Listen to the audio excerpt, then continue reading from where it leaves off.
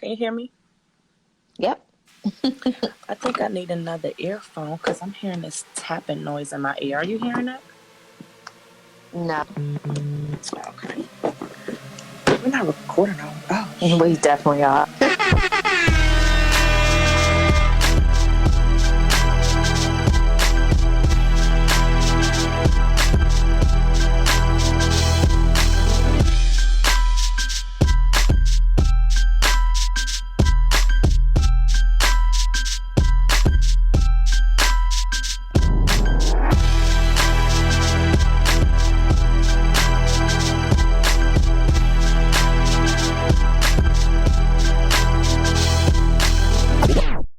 Hey, girl. Hey. Hey, boo. How are you? I'm bored. How about you? Bored as mug. Yeah. Yeah. We still here and shit in the house. Mm-hmm. Still fucking bored. Give us free, please. You want your state to open back up? Nah. Oh, okay.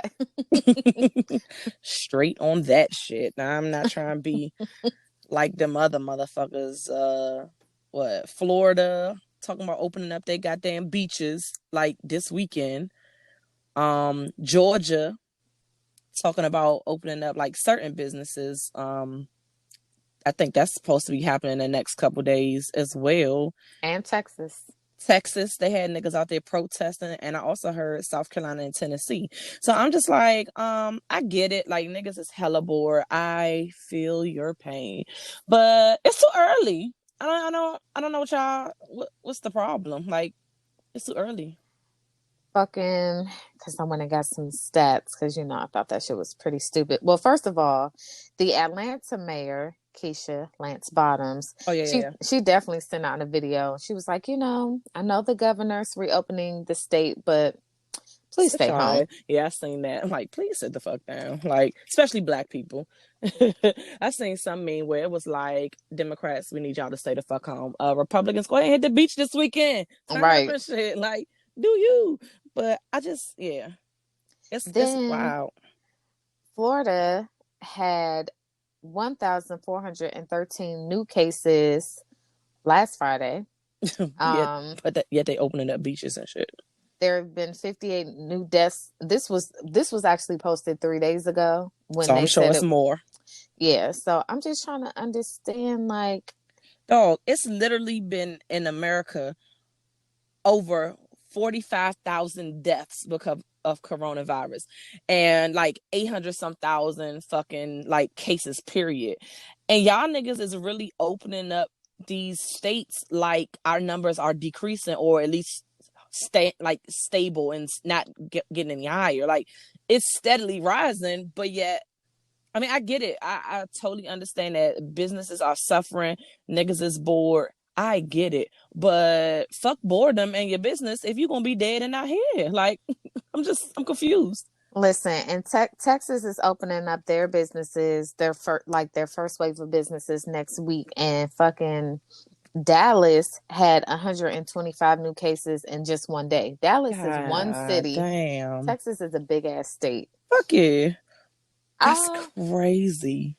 I want outside to be open as much as anyone else. However, there's no cure. The damn symptoms change every week. The transmission of this virus changes every week. So I'm not going outside. I don't care what they open. Niggas need to sit the fuck down. And then, like, go outside and do what? Like, all right, I'm about to go out there and what? Like, what are y'all doing? Like, I'm confused. Like, it's no sports outings you're going to. The clubs are not going to be open. So I guess to a restaurant, because I am tired of cooking as well. But like, nigga, I don't trust nobody cooking my goddamn food right now, and they could have a Rona. Like, y'all mad wild. Like, I don't know what y'all doing. Like, I get it. It's starting to get warm outside, but like, I'm confused. Certain stuff, like, it can wait, my G. It's not that serious. They're opening barbershops, gyms, which I feel like it's just the gym is just a cesspool of fucking sweat, hot breath. I will be fat before I go to the fucking gym. machines and weight, like people. I mean, granted, they got the spray, but I bet you that spray don't kill People don't, coronavirus. and people don't always wipe down their equipment like they're supposed to. Oh, niggas nasty. I hate You're that. supposed to do that, but everybody just doesn't. I see it all the time. Mm-hmm. So there's gyms like barbershops, hair salons, and restaurants are opening back up. And so I mean, I get it. A lot of hairstylists, barbers, they are hurting because that's their source of income. Right. They're not getting any money with their businesses being closed down. And for those, I'm just like, at least, well, for the lady that does my hair, it is just her space. Mm-hmm. Like, and so she can control it. She can wipe everything down. But you know how like a regular hair salon is. They be having about 3 people in the bowl, 45 people under the dryer. Niggas getting their shit styled. Like, it'll be 50 niggas in a joint. Easy. Be blessed. I want these sister locks retwisted, but I'm not going nowhere to get them retwisted. And this is my thing. Like, I get it. Like I said, I'm not trying to sound insensitive. I understand the hit that small businesses are taking, especially when that is your main or only source of income.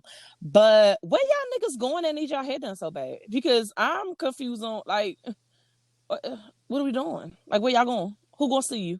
The post on IG? Like, I'm just... On House Party, I've been looking the fuck terrible. Me too. And y'all gonna get this the fuck terrible every fucking time that I enter y'all goddamn... I will break into y'all goddamn room on House Party and be looking busted. Like, like, goddamn, she look homely. I sure do. What's up?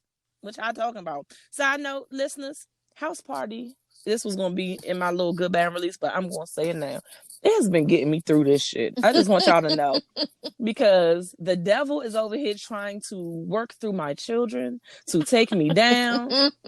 But God said, and brought through House Party. And let me tell you something. House Party has facilitated some very epic and fun evenings. And even during the day, like I was on House Party today for like 4 hours. Just talking, shooting the shit. Watching TV, talking, working from home. Like, nigga, thank you. I appreciate you. Moving on from the stupid states opening up. Mm-hmm.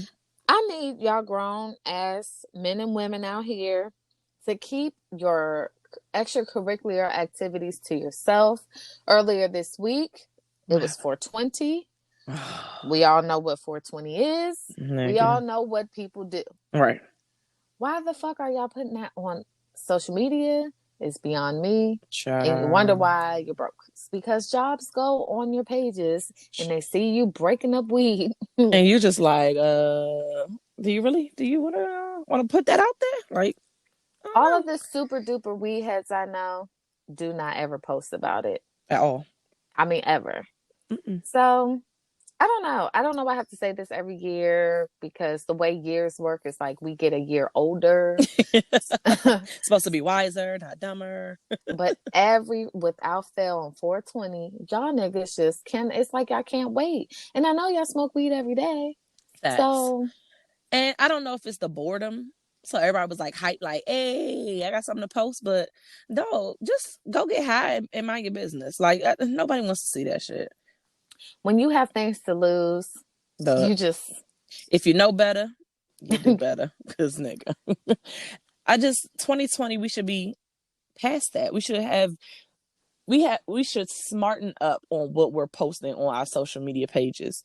Also, niggas shouldn't still be getting scammed by fucking pyramid schemes in 2020. Yo, please tell me what's going on, because I've been hearing about this, but it's the same shit. Like, I feel like it's a 2-year rotation that this new, I'm in air quotes, like you see me, this new thing happens, and everybody's like, oh yeah, like, I'm about to do this, or we're gonna flip this money, or we're gonna have the poker, or we're gonna sell this flat tummy tea plus. Like, nigga, it's just always some new shit. And the way pyramid schemes work, the motherfucker that organizes is going to be the nigga that has all the money, and the rest of you peasants at the bottom are getting chump change. And if you get found out, y'all niggas is getting in trouble. Like, so I don't fucking understand how people are still falling into, and they probably not even getting scammed at this point. They're probably willingly doing it, especially with coronaviruses, taking people's jobs and just boredom, period.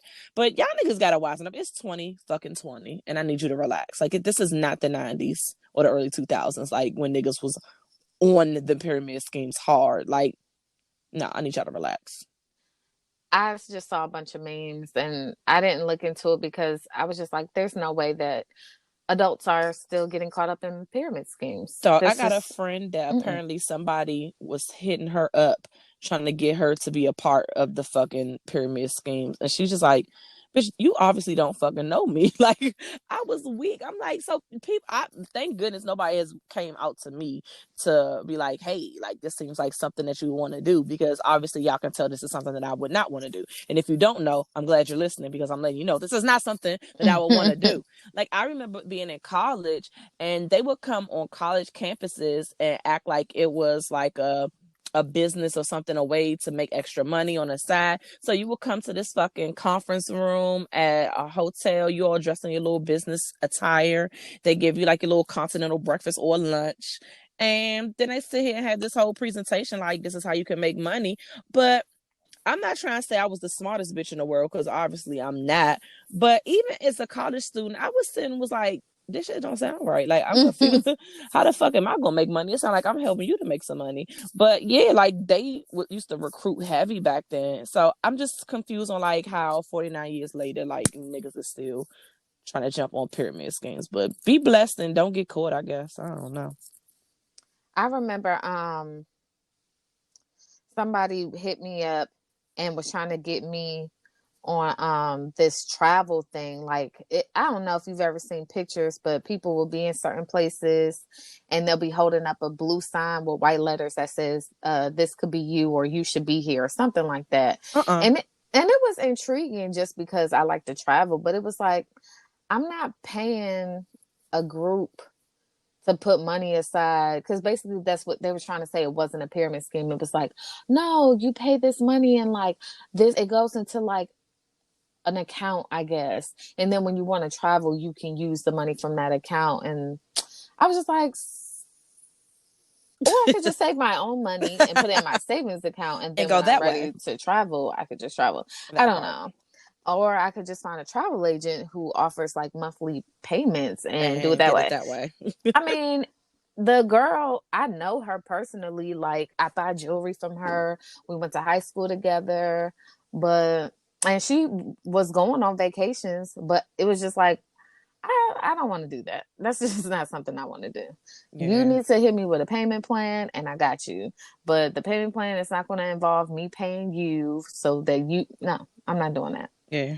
Because it was like an elite, junior level and elite, all this other dumb shit with the membership quotation. Yeah. They got to make it sound like you're joining something. You're being a part.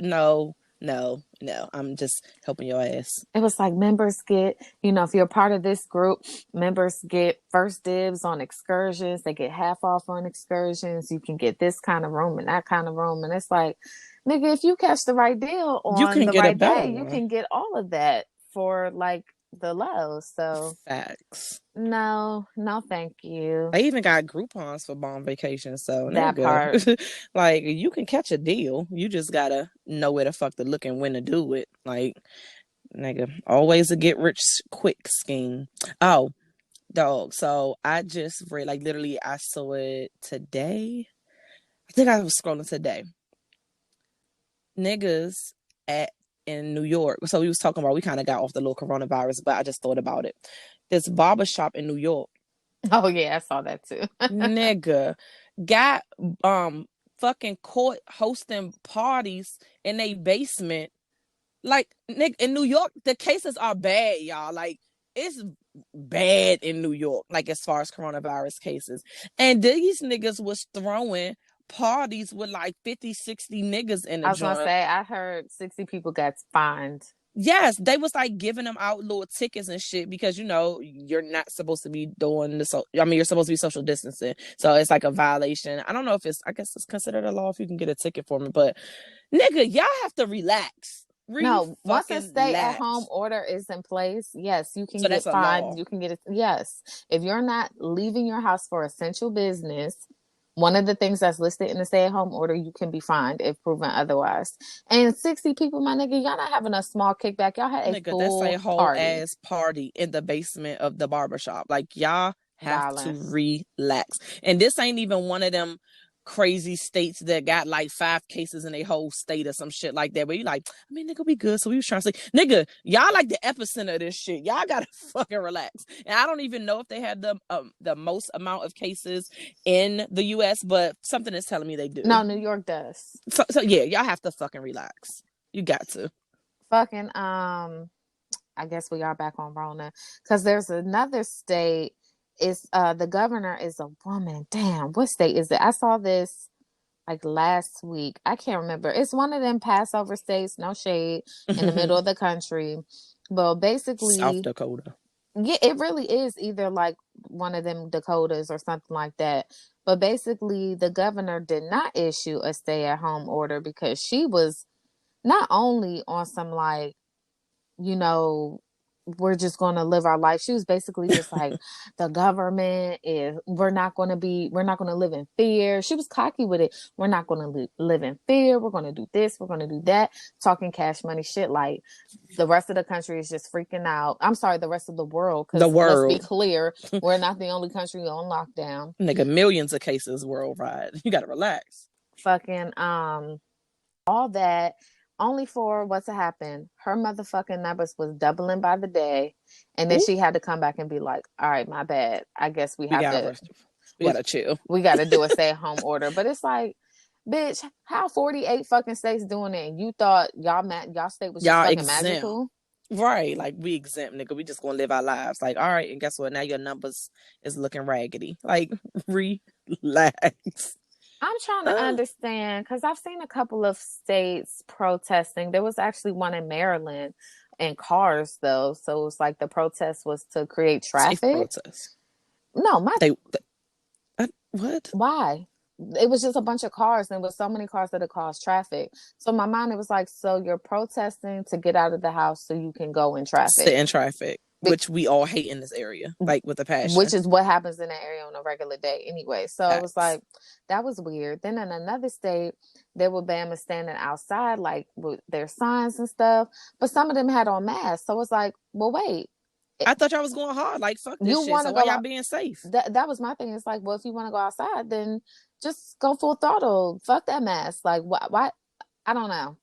Like, obviously, if y'all thinking this is some bullshit and y'all want to live y'all life, then live your life. Take the mask off, raw dog it, and have fun with the wretched. Go ahead, turn up. JT's job has gone back to working every single day. At first, they were doing a every other day type thing, and they were only letting so many people come in on some days, like A-Day, B-Day type thing.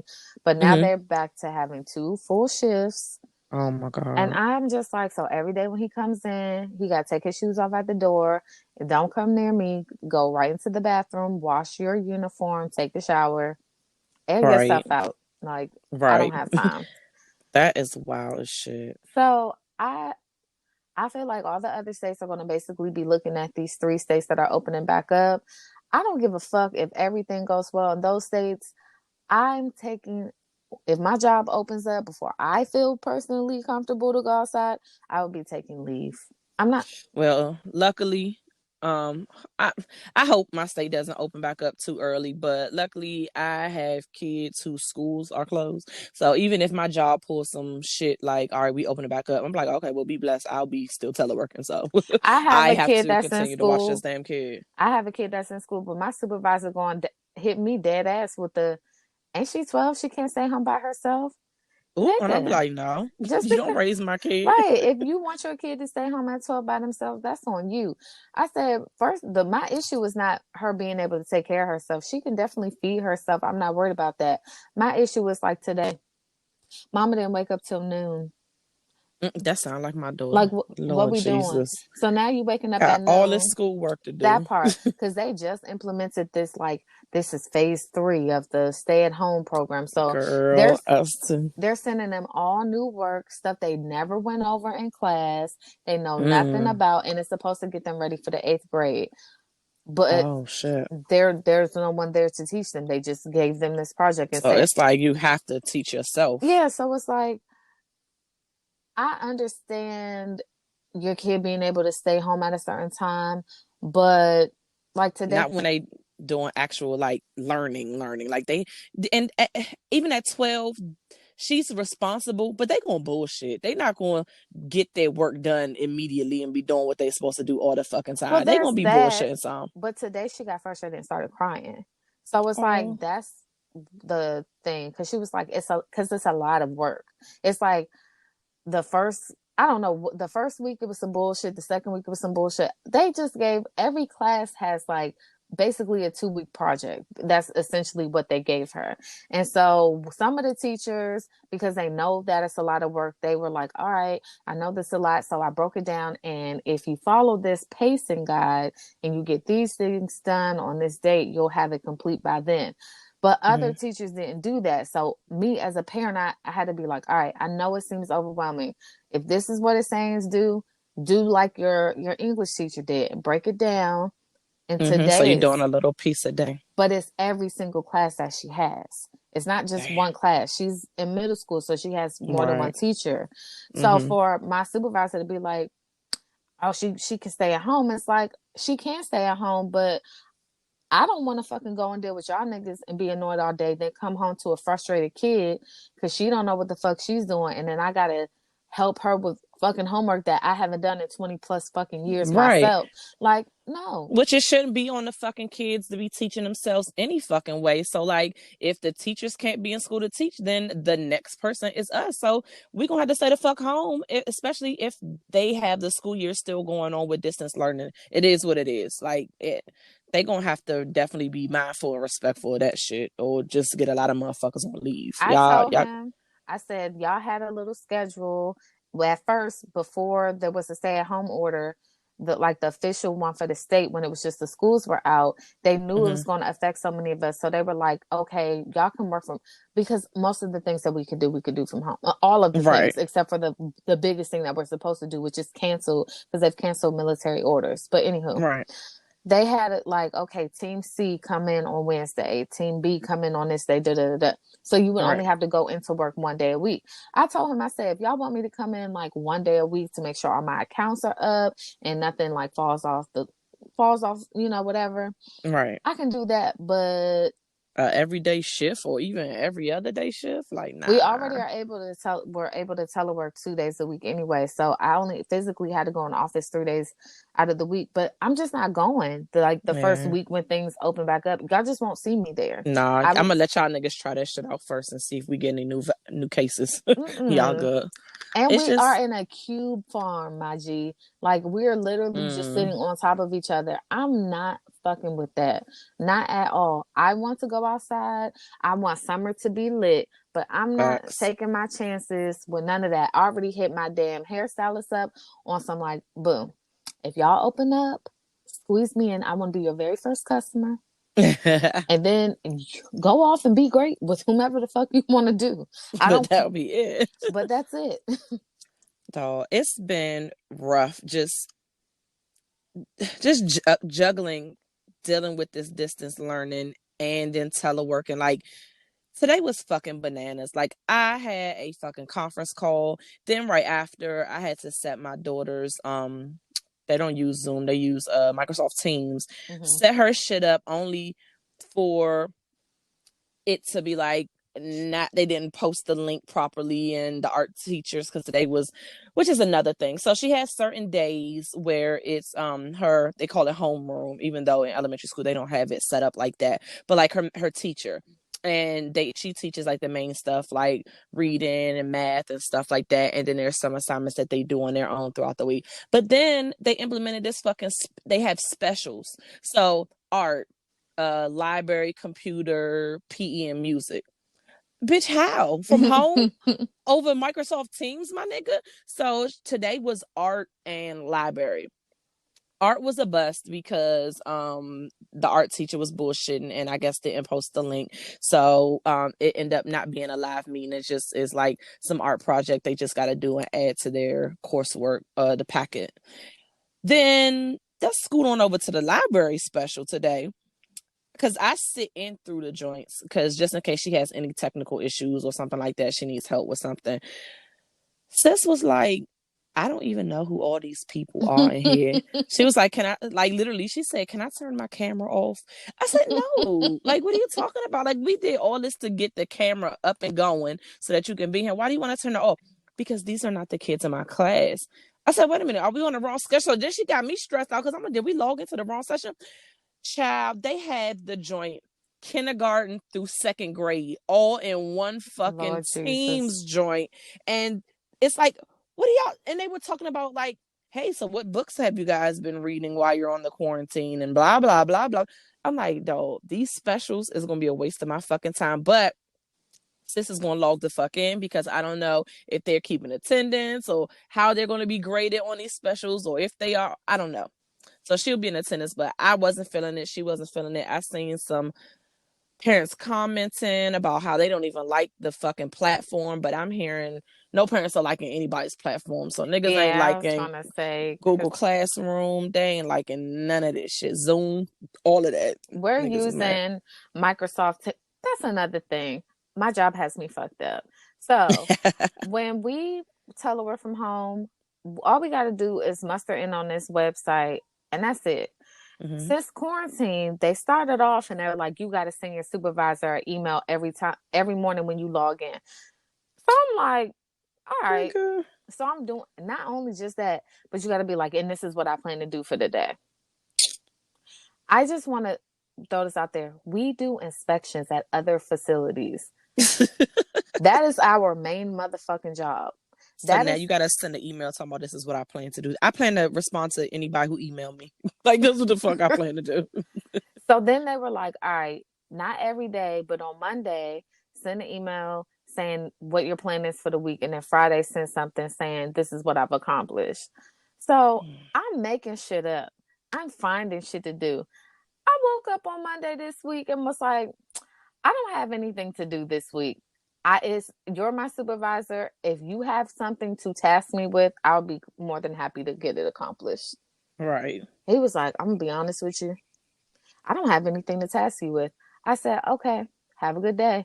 And so you ain't gonna be getting no more fucking emails. Oh, bitch, you went back to sleep. What am I supposed to be doing? Right. If I don't have nothing and you have told me you don't have shit to task me with, then be blessed, my G. Like. So then they made us download Microsoft Teams. And so they have us in this little group. And so when you're in the group, it shows that you're online. I'd be exiting out of my shit. But I've definitely exited out of that because I was like, first of all, y'all did not say we had to fucking do this. Right. Y'all don't have to be clocking me and shit. Yeah. So until somebody says that I have to be in there to show my status, that shit will never come back on. Yeah, I only get on that shit when we have collab meetings and stuff like that. So it makes it easy for that. But like, you're not going to use that as, I mean, and then we already got fucking, our job got the snitching ass messenger and shit, which you know how I feel about that. My ass I was logged off for like 2 years straight. And they was like, does she even fucking work here? I sure do, but y'all gonna email me or call me. Y'all got me fucked up. Cause I just hate IMs. But, yeah, like I don't keep that shit up. Like if you need to reach me, you know where the fuck to reach me. And luckily, like my team and my job is real flexible, and like we just know everybody know how to do their fucking job, and it's no more micromanaging. So they allow us to just do us. And then there's stuff to do. Like we have smaller projects that ain't like rush projects, and you can kind of just like split it up and make it last. We have projects, but we did them. We already submitted it, and so now they're supposed to be taking it to upper management. So upper management can say, "This is the direction we want to move in or not." But it's like until we get the A-OK, it's like, all right, now what? But my thing is, y'all have meetings. Upper management has meetings, so y'all should have came up with something. I mean, I don't know what to tell y'all, but for weeks I was just fine. Even a little bullshit project that they gave us, that shit took all of maybe 2 hours. Like I was collaborating with somebody and we were on the phone doing a little thing. And it was like, okay, after 2 hours, I was like, oh yeah, this is cool. We submitted it. Boom, bam, we're done. Right. We spaced that shit out just to say we had all these things to do. But in actuality, that shit took all of 2 hours. So my thing is like, just like with this whole school shit, it's not my job to find things for me to do. Exactly. Like, it's rough. It's really rough. Like, getting my daughter, making sure she's on track because she's, a little bit younger. So I got to make sure she's focused and doing her schoolwork, making sure that, oh shit, I'm still at least hovering somewhere near my goddamn computer to get some shit done. Because God forbid a fire happens and my ass is not near my goddamn computer to help put it out. It's like that. And then entertaining a fucking 3-year-old. I'm just burnt the fuck out. And like, it's a lot. And as much as I want to get the fuck out of this house, I will do it when it's time. And it's not time yet. Certainly not. So, did you hear? I'm sorry, I'm just moving on along. No, you good. That's all I had. So, there's been... Oh, damn it. I'm just never going to get off this corona thing. Okay, 2 things. I already had linked y'all to this, but World Health Organization, guys, is warning that drinking alcohol can increase the chances of catching that Rona. Yeah, they said that, and they said that about marijuana. But yeah, everybody was participating. That's the weed heads on 420, and I continue to drink daily. So also, conspiracy theory? Me. Dun, dun, dun. I think that it's just very odd that Amazon is creating their own tests. I heard about that shit. How? When the government is trying to create one. And if Amazon creates a fucking test before the government, dog. Well, I'm just trying to figure out, like... That's not even in your lane. What kind of facilities does Amazon have? Maybe I know that they do more than that warehouse shit because my mom used to work for Amazon.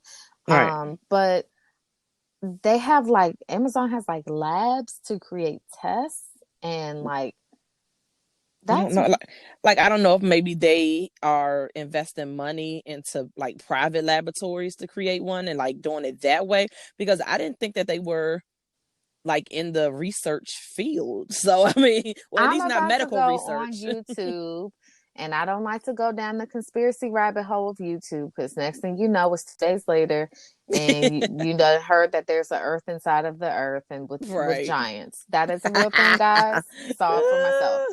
But no, I need to know more about Amazon because I'm trying to understand how they have their hands in so many different pots. I do know that they have government contracts. And when I first heard that, I was like, interesting. Yeah. So, but now I'm like, y'all have the capacity to make tests. So what do y'all really be on? What do y'all really be doing? They probably be on some other shit. I did hear today that a lot of Amazon's workers they're about to go on strike because they're asking for more pay because these niggas ain't stopped a beat, them or the post office. So they still out here risking themselves to not only work in these warehouses to get these orders filled. The drivers, they out here driving it, because trust me, I have ordered some things with the kid whose birthday is coming up this weekend. I had to order some presents, honey. So I'm just like, they do deserve a raise. I feel like they do, and they can afford it for fucking sure. Especially if they're making tests of their own. They can afford to give these people some more money. Exactly. I don't know what's going on, but shout out to Birdman because he said he's offering to pay for people's rent in Uptown New Orleans that need it due to this whole thing. Now, I didn't realize he had coins because, I know he was filing bankruptcy a couple years ago. That's just business moves when I was going rich niggas be doing that rich shit. Rich people bankruptcy is different from me or bankruptcy. Facts. And then I hope that they do something with these inmates because I read a story about how a guy was set to be released from jail here in the next couple months. He died before he could get out. And then... From the Rona? Mm-hmm. And then more than 1,300 inmates in Ohio and one and I think 1 to 3 jails, I think that's where they got those numbers from. They tested positive for the Rona. So wow. They about to fix that shit. All these inmates die. That's fucking up their money. You know, jails is a business, nigga. Well, And they need them niggas in there. They're just gonna start finding niggas that's having parties in their basements and throwing them in jail. Right, they're like, we're gonna fill them slots, pause, for sure. So, do you think it's interesting? Well, maybe it's just me. I will say this. I think it's interesting that a week after people got their stimulus checks, that randomly states are talking about reopening. Because prior to that stimulus check, everybody was making it seem like we was gonna be this bitch till September. they were even talking about proposing another stimulus check. And when I started hearing that, I was like, oh, so we're not about to go outside no time soon if they're talking about giving us a second check. But now, again, this is conspiracy Shay, just thinking like, they want to get their money back. So let's go ahead, open up the world so y'all can spend your little $1,200. Exactly. And that's the whole purpose of it. Like, peep the word stimulus is to stimulate the fucking economy. So how they going to stimulate the economy even if y'all give us this fucking money, but we in a house? So they're like, all right, bet we going to give them this money. We know it's burning their fucking pockets, these niggas, and it's getting warm outside. Niggas want to go outside and go to the restaurant and get your hair done, nails done, everything did. And let these niggas loose. Fuck the coronavirus. Like, we just need our fucking economy because it's plummeting. But guess what? Please don't be dumb. If we can reach anybody, listeners, please stay the fuck home. Like, I know we can't change the fucking world, but stay y'all asses home. Like, keep them fucking coins in your goddamn bank, or pay off a bill, or whatever you had planned for it. Don't take this shit and run out immediately to go to the restaurant and blow it on dumb shit just because you're bored and tired of being in the house, and then you're gonna end up with the fucking Rona and giving it to your family. Stay the fuck home, please. Money over morality. Facts. Y'all gonna learn. So, anywho, Babyface and Teddy Riley put on 2 shows over the past week. The part first 1 and part 2, honey, was very entertaining because it didn't happen. And you niggas always work fast. Y'all work fast. Black internet. I'm not even going to say black Twitter. The black internet is undefeated. Y'all are. I love y'all. Y'all are getting me through this fucking pandemic. Like, the memes. The memes, the parodies. I was up that night in fucking tears for hours. We didn't even have to have a fucking battle versus Babyface and Teddy Riley, because you know what? Black people, we will be entertained. When we are bored, we will. You didn't entertain us with that music, we're gonna entertain ourselves and fry your ass. That's what I found out during this damn pandemic. Black people gonna find a way to fucking laugh. Y'all don't give a fuck what it is. Y'all are gonna find a way. The humor in that shit. That Teddy Riley versus Babyface fail that first time. Part 1, nigga. I was in stitches. Okay, my nigga. Everything about that shit was wrong. Nigga, Babyface literally but had the coronavirus, recovered. fighting to stay healthy.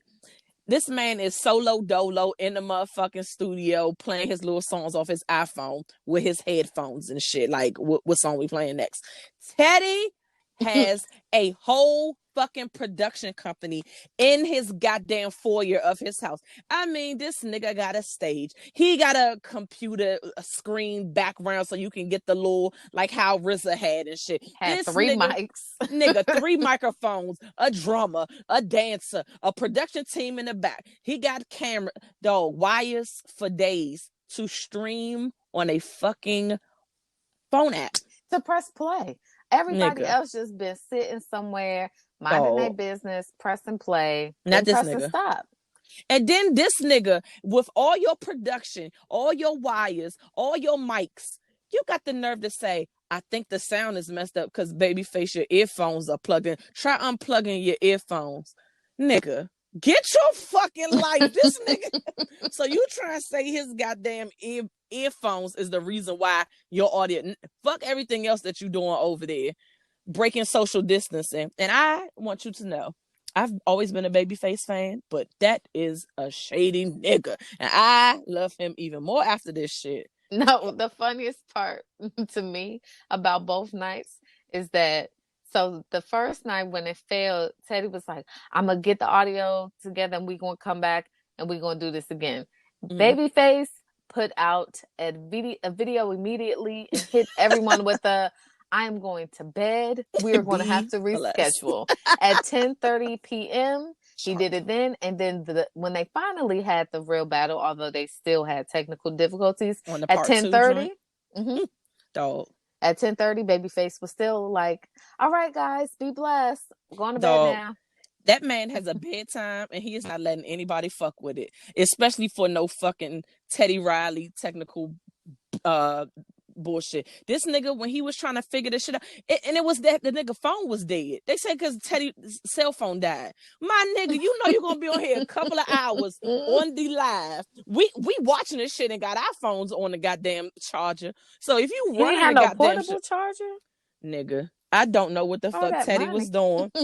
But Babyface Kenny Edmonds was not fucking here for that shit and was like, look, he went to his own live, my nigga. He didn't even join Teddy's shit. When Teddy was back up and running, this nigga didn't even join Teddy's shit no more. He went to his own live and was like, all right, this is the last song. I'm going to play this last song and I'm going to be out. And that nigga, for sure, was out by, like you said, at 10:30 again. That's his bedtime. He played Whitney and he went to bed. He said, and I'm dropping the mic off Whitney. So the numbers came out on Swiss, probably on Swiss and Timbaland's page, but basically, Instagram said that 4 million viewers were trying to get into the thing. Because remember, we were watching it on House Party and people were saying they were getting error messages when they were trying to watch it. And he was like, oh, we in this bitch. That shit was literally like the hottest party of the night and everybody was trying to get in that bitch. Luckily, me and my crew was in that bitch and nobody got kicked out. Nobody wasn't able to get in. So we got to see it. But nigga, apparently niggas was at the door trying to get the fuck in. I know that's true though, because my audio was so far behind y'all's, like from listening through the speaker on House Party. So I had hung up out of House Party because I was like, all right, I'm gonna talk to them on my iPad and then I'll just stream the thing from my phone.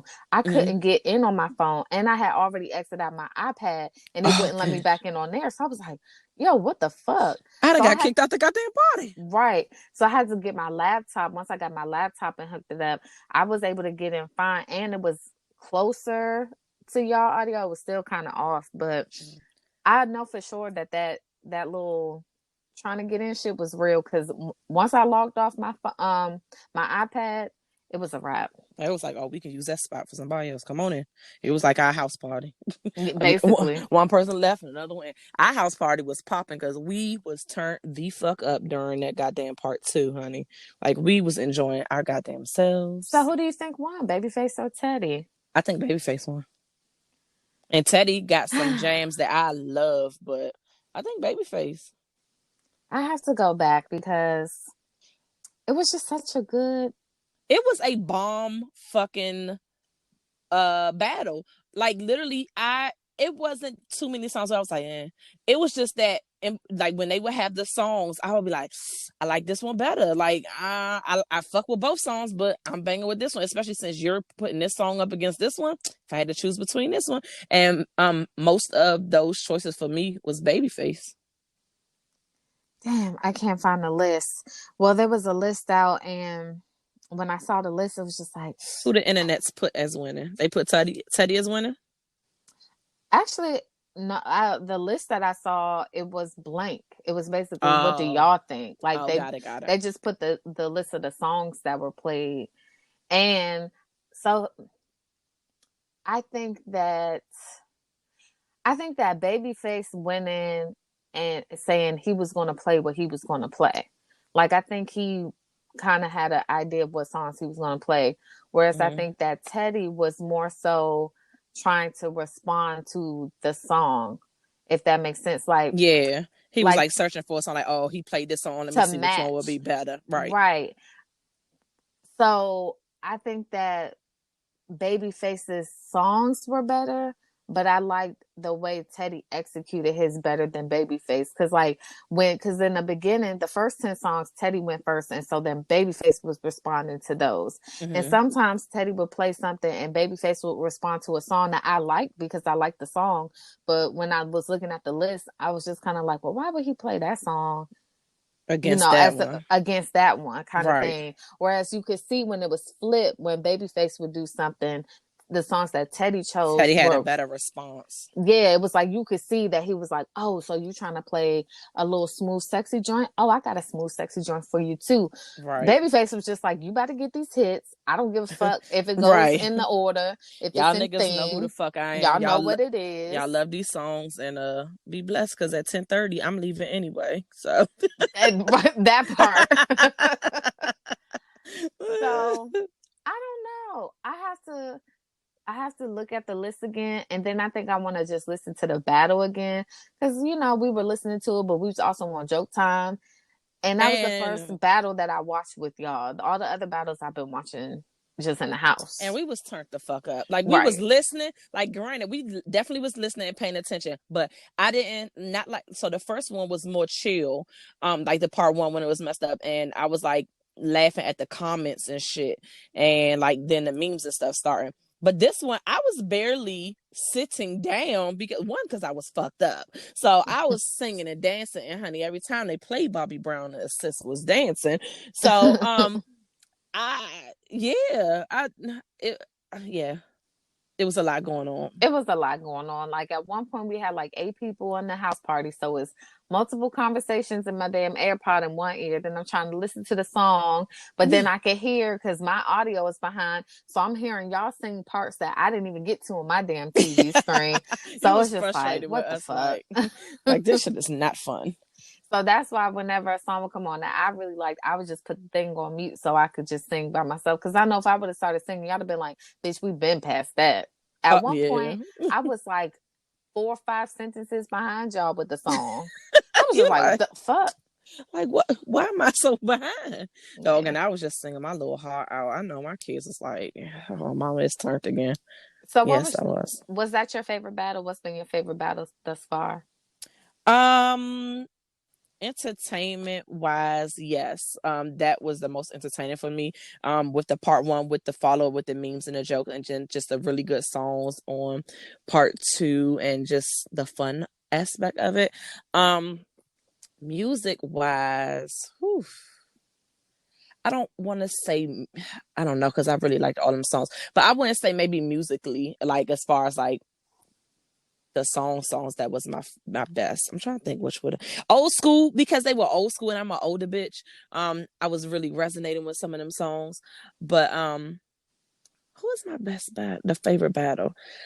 Lil Jon and T-Pain was lit as fuck. But I was gonna say that was my favorite. That was my favorite one thus far. Yeah, the joint was straight. I'm trying who so far there's been RZA got me hyped because I like Wu-Tang, so like them songs had me faking like I was a New York rapper and that shit. But I'm trying to think. Oh, who went against Neo? The dude, Jonte Austin. I like that one too. That's the other one that I like. I like that one for the music, but I wasn't. They were too nice. They weren't entertaining. Yeah, they were like, okay, brother, I see you. That's a great song that you got right there. Let me play this one. Like T-Pain and Lil Jon's was better because you could tell they weren't beefing with each other. They had respect for each other, but they were at least joking and making it entertaining. Whereas like the Dream versus Sean Garrett, that was just an awkward ass mess because Sean Garrett was certainly high, and Dream too cool, and so the Dream you got was one nigga. certainly shady, and so it just seemed like there was some hostility there. Right. I didn't even see the Swiss versus Tim one live. I missed that one. Yeah. The RZA versus who was that? What's his name? The DJ. There we go. That guy. I like that one, but the one that I like had the most fun watching was T-Pain versus Lil Jon. Yeah. So I guess because Tim and Swiss are the ones that are starting this whole Verzuz thing, and that was a whole debacle yesterday, child. Because them two old niggas could not for their life pin the little "you are watching Verzuz" live. That took a 30. You see, the first Def 30 Jam minutes. end up having to do Pin this it shit. for It's them. like they say this nigga Babyface couldn't even spell Timberland. He was like TIMBA or ER. What is it? I'm like, yo, and then dog. Listen, that if you missed it, if you missed one or even the second, like all of the parts, you had to have seen everything from beginning to end to understand why this was so entertaining. The music was going to be the music regardless. We already knew the music was going to be hitting. All the other shit watching going these old niggas try to fucking deal with technology, it took them 30 minutes before y'all had days to figure this shit out. Y'all was supposed to come ready. Not Babyface, so like that's why I'm ready to go. Damn, Teddy Riley, you had time, nigga, and that's why he had time to book all them niggas for his production. that nigga, why? That shit was fucking hilarious though. But I don't know if you saw, but so niggas is biting off of Verzuz now. I was just about to pulled it up. Are you talking about I wrote that song? I was like, Black people can't have shit. I'm definitely still gonna watch it. But my thing is, why not join forces? Niggas always gotta be in charge of some shit. So they're like, I'm gonna make my own shit. If you don't know what we're talking about. So apparently there is a bootleg verse. I'm not gonna call it bootleg, but it's something similar to Verzuz, and it's called I Wrote That Song. And the first showdown is going to be, this Friday at 9 versus Dallas Austin and Jermaine Dupri. Which is going to be a good battle, but it's literally the same fucking idea. And it's not like it's a website or YouTube or we're going to be here together battling side by side with our mask on. It's literally on IG Live as well. I wonder how Timberland and Swiss feels about that. Well, Timberland and Swiss been on the news. They done partnered up with Michelle Obama to do something. So they're doing are they hold on, pause. That may not be correct. I feel like I heard that they were doing something with her, but I could be wrong. So I won't say that as a fact. But I do know that they've been on the news and like their thing has picked up a lot of steam. People are noticing. Like last night they had over 500,000 people on IG. It was the highest battle thus far. So not saying that these other ones aren't going to do as well, this shit. But it's just like y'all could have just, it's like, come on now, y'all, cut it out. I hate when people jump on shit late, super late, because it's been how many battles? It's been what, far? 5 or 6? Dog. But I hope what I'm hoping is that it's different in some kind of way. I hope like the format is different or something, but if it's legitimately the same fucking thing and we just slapped another name on the shit, I am going to be side-eyeing the fuck. And I wonder who's in charge of this. Like, is this Jermaine Dupri's idea? Like, this is Dallas Austin? Like, who the fuck is this that's like, I need to get in on this and start my own shit? Or maybe it was from somebody who was going to be on this shit. Maybe Jermaine Dupri was going to be on the shit, or maybe they ain't get asked to be on it, and so they feeling a certain kind of way. Like, fuck it. I mean, it's free. Let's just do our own shit. I don't know. I'm gonna watch it. I hope that it's a little bit different in setup or the way it goes, so that I can be like, oh, okay, well, same kind of premise, but it's a little bit different, so I can feel better. But my nigga, if it's the same thing where you got 20 songs and you battling the other person, like what songs you wrote, I'm going to give you the side eye of the century. Speaking of battling, Ja Rule wanted to battle 50 Cent, and 50 Cent basically laughed at him and told him that he has nothing but silence for the sick and suffering. But I personally feel like that would have been a fuck it, because both of them niggas got fucking battle. I would have been and that's what I don't think people realize. Like, Ja Rule is definitely a joke these days, especially with Fire Festival and all that stuff that happened in recent years. But Ja Rule had hits, honey. And I would have been tuned the fuck in. And they don't like each other. So to see them just talking spicy, I would have loved it. I hope someone convinces 50 Cent to think otherwise. I know he's on to bigger and better things. He has shows. He's doing, I get it. He's not just a rapper anymore. Right. But do it for the people, fans. Right. Like, we're bored. We're bored. Was there one other thing that I saw on Battles? Yeah. No, I think I'm done with Battles. That was funny. But yeah, I enjoy it. Keep them coming. I don't know who the next battle is. The Verzuz is going to be. I'm looking forward to see. Hopefully it's good. They niggas was talking about they trying to get Dr. Dre on the joint. Then they was talking about they trying to get Diddy. I don't know. Either way, y'all niggas ain't doing shit. So go ahead and jump on here and do this Verzuz, and I'll be watching. I wrote that song as well, and we'll be back to let y'all know if that joint was lit or bust. Last night, y'all were saying that y'all think Dre should go against Pharrell, but my vote against Kanye still actually stands. So what? There's that. I would like to see Diddy versus Kanye. Good. I know that Dre has decades upon decades over Kanye, but he does over Pharrell as well. I just feel like Kanye has enough hits that he could hold his own. Not saying that Pharrell doesn't, but this is just my opinion. Pharrell kind of gives me, first of all, are we talking Pharrell or are we talking Neptune? That's a good question. I'm probably sure they're going to include Neptunes. Because if we're just speaking Pharrell, then Pharrell kind of sometimes gives me Swiss vibes where, like, if you listen to enough of them, they're going to start to all sound the same.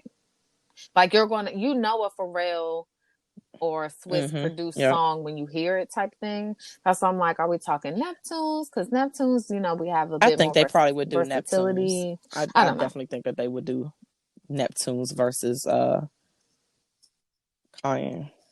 Well, I was hearing before this whole fucking fake ass Verzuz came out that Verzuz was trying to get Diddy versus JD, which I think would have been a good one because it would have been like battle of the.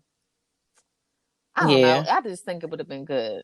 Jermaine Dupri versus Diddy. They both got came out around the same time, so they both have the same amount of time. That would be good. I'm here for it. Like, who would go against Diddy if not JD? Like you said, Kanye could be good, but Kanye doesn't. Kanye does have older songs because people keep thinking of just Kanye songs, but this nigga was writing way before his fucking career started. So he was writing for Jay-Z and shit. So, and it's probably other songs that we don't even realize that this nigga either produced or wrote. So that nigga probably got sleepers that none of us really thought about.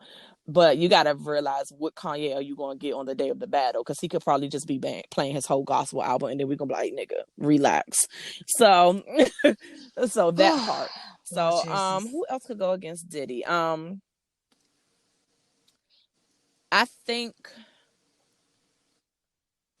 Kanye West would demolish Diddy. I think Kanye West needs somebody, like, not to say higher up, like Diddy ain't shit, but I just think that Kanye has more than Diddy, and so I don't think it would be fair. I agree. And then, like, producing, like, he's produced so many songs and different type of songs, and since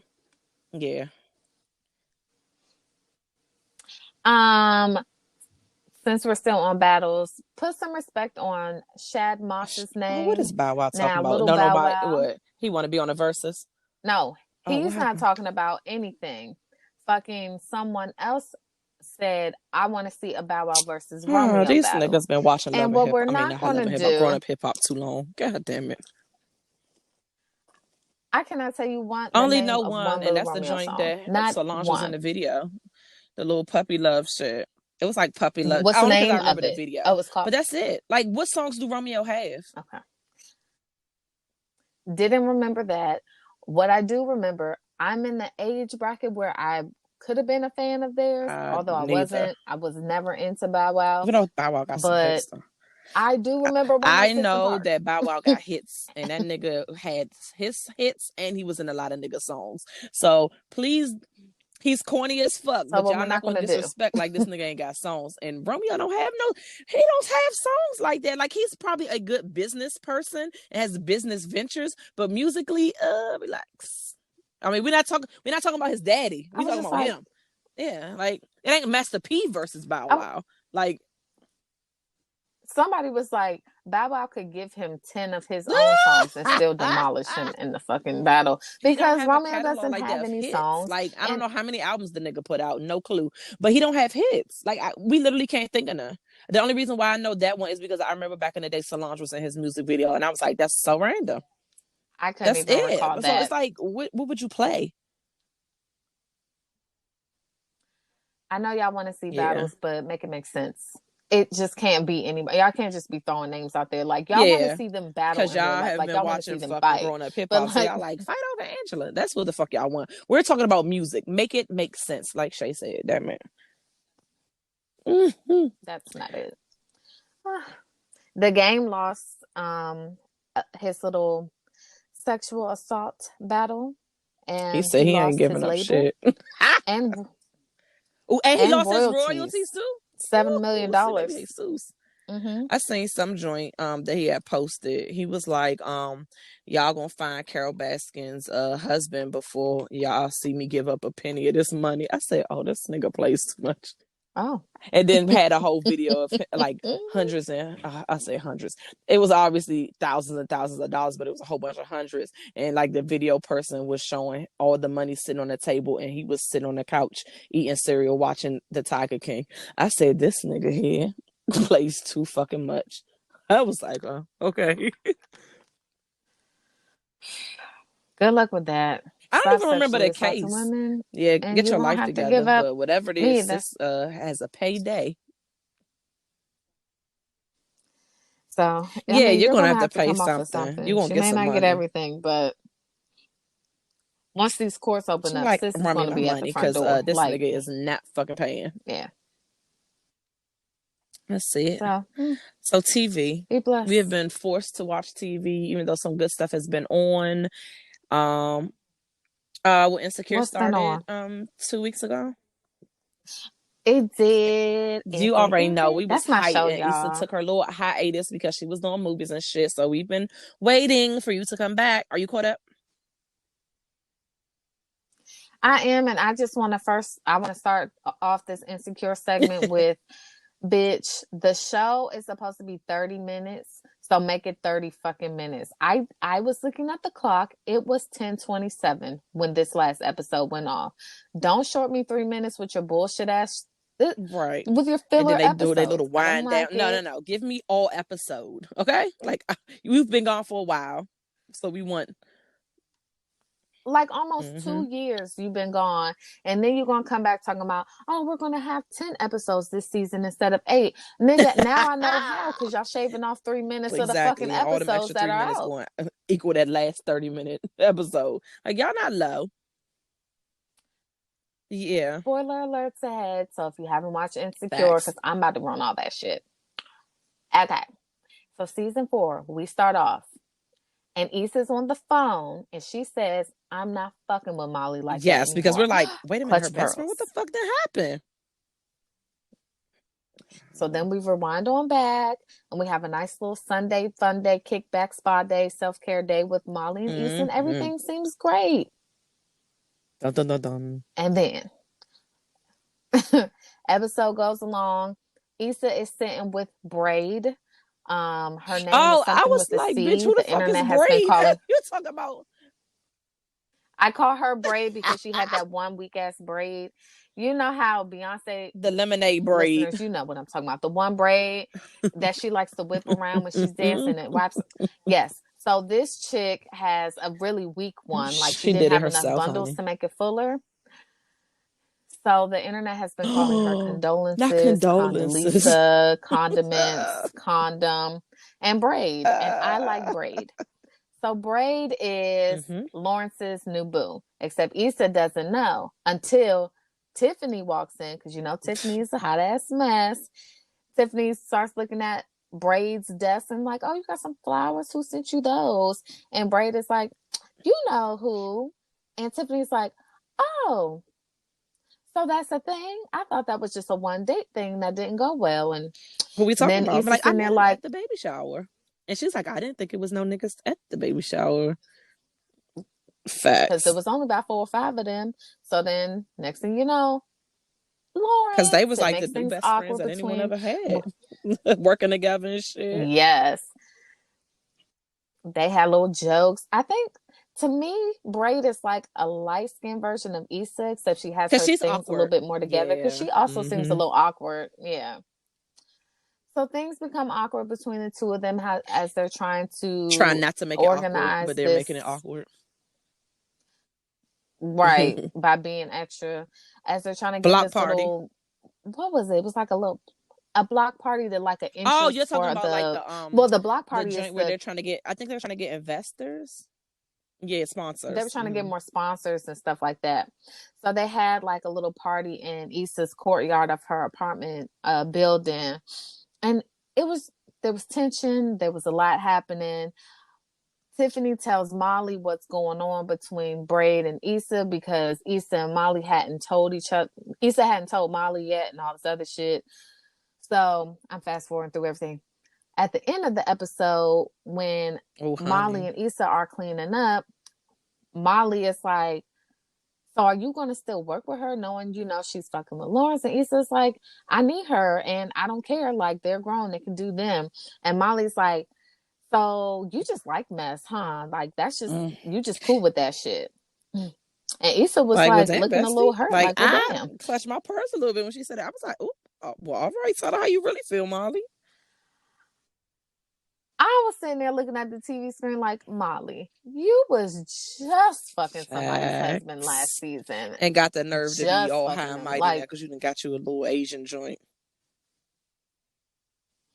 Personally, I feel like Issa's being really mature by even still considering working with her, knowing that, because it seems like it's maturity. Lawrence. Because she could have been like, oh no, fuck that, because then that would show, oh, you must still care about this nigga, or you must still want to be him. But she's able to be like, no, like, she's still mad cool and she's helping me with my cause, like, so no, I'm not, and I like her, like, she's cool, like, sure. And that was the thing. It was like, she definitely needs her, but it also does seem like they're cool, or we're getting there. So that was the end of episode 1. Then we fast forward to episode 2, and how did that start off? With Molly and her little situation with her Asian dude, because Molly was getting her back broke by the little Asian boo. He was smacking that ass. Oh, that TSA dude started. Too. Oh yeah, he said the TSA dude. I was gonna say, and it's a lot of sex raw sex. It ain't like sexy like angles and shit. It's just like we're seeing men's ass crack. Like we're seeing Lawrence ass, TSA ass. Damn, like dog. Oh, I missed that part. The weird part. So when Braid left the event, after her and Issa resolved everything without really talking it out, it was kind of like a mutual. You got it. I'm out. Thumbs up. You got it. She left to go fuck Lawrence. I was really feel weird. Like that was like a like some insecurity shit. Like, let me just go fuck my man, because like I'm seeing that like Issa's kind of lit, and the fact that like that's his ex, like. Right, they were together for 5 years. Like, let me secure my shit and not be beefing with my nigga and go dick him down. I'm dick him down, like get dick down. So like, make sure that we good. Like it came off real, like I don't know. It was weird.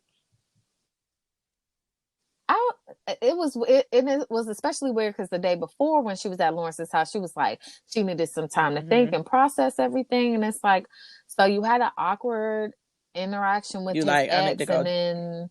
Somehow that turned you on and made you want to go like it was him. Really weird. I don't know. And that weak ass Braid was floating around while she was doing her reverse cowgirl. Listen. I also watch her on 20s on BET. I figured out the name today.